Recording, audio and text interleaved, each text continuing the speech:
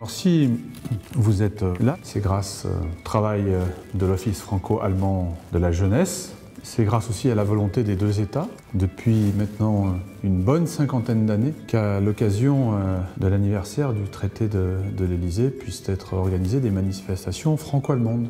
L'objectif de la journée découverte, c'est de mettre en lien des administrations, des institutions et surtout des entreprises avec des classes, avec deux objectifs. Le premier, c'est que les jeunes comprennent à quoi ressemble le quotidien de la vie professionnelle quand on évolue dans un cadre franco-allemand. Et le deuxième objectif, c'est celui de montrer aux élèves qui apprennent soit le français, soit l'allemand, quelles sont les perspectives professionnelles pour les germanophones et les francophones. Une soixantaine d'élèves qui ont eu la chance de s'entretenir pendant 3/4 d'heure avec le ministre délégué chargé des affaires européennes. Pour savoir, est-ce que l'économie européenne peut-elle repartir sans un accord franco-allemand? Les différences économiques qu'il y a entre la France et l'Allemagne actuellement, parce que les deux pays sont sur des systèmes différents. Par exemple, l'Allemagne fonctionne sur un système fédéral alors que la France est centraliste. Est-ce que ces différences-là ne peuvent pas compliquer ou ralentir les échanges qu'on peut avoir entre ces deux pays? Et est-ce que vous parlez allemand?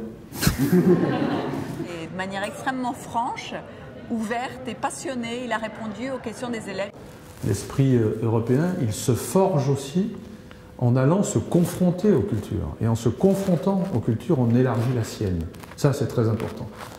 Et plus vous aurez d'opportunités d'apprendre des langues étrangères, plus vous aurez des opportunités de vous déplacer en Europe, plus votre propre réflexion sera différente de celle que vous n'avez que si vous restez là où vous êtes. Ça, c'est très important.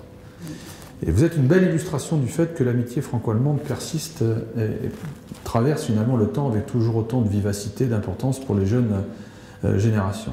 Avec toutes les guerres, tous les conflits qu'il y a eu, personne n'aurait pu imaginer qu'aujourd'hui la France et l'Allemagne seraient des partenaires à la fois économiques, diplomatiques, culturels aussi forts. C'est participer donc à cette réconciliation, à ce partage entre la France et l'Allemagne.